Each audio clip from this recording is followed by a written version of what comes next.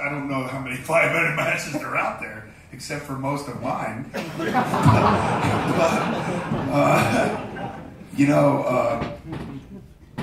There's a lot that went down that night, at Mania. There's a lot that led up to it, and pardon me. Like I said, man, to be able to be on that stage again is one thing, but to be able to be on that stage again in front of your family was so cool. It's like, are you guys main event, or do you want to be main event? It's like, I don't care when you put it on, dude. The main event or the position of the card does not define me or anyone else. Okay?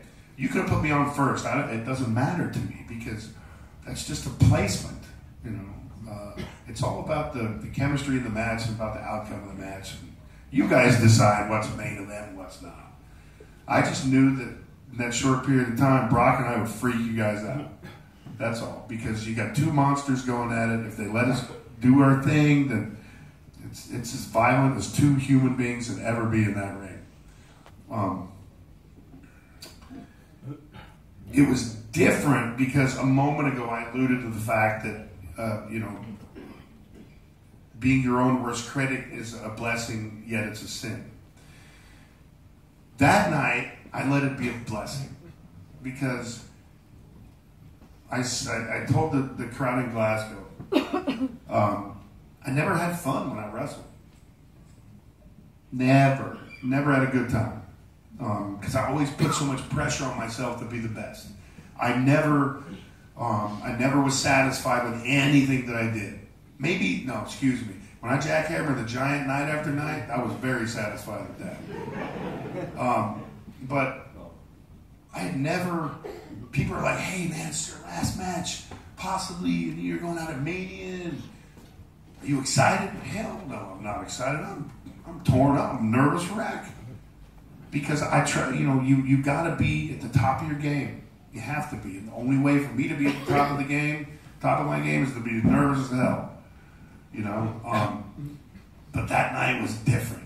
That night was the most special night of my entire life, not because it was my last match, not because it was in front of 74,000 people, but when I went in gorilla position, I was laughing. I was as relaxed as could be, right? Mainly because I only had to remember 3 or 4 boobs in the match. You get a giggle out of that one. But I was relaxed because I finally took it all in. I went through that curtain and they were scared to death. They were scared to death that I was too relaxed.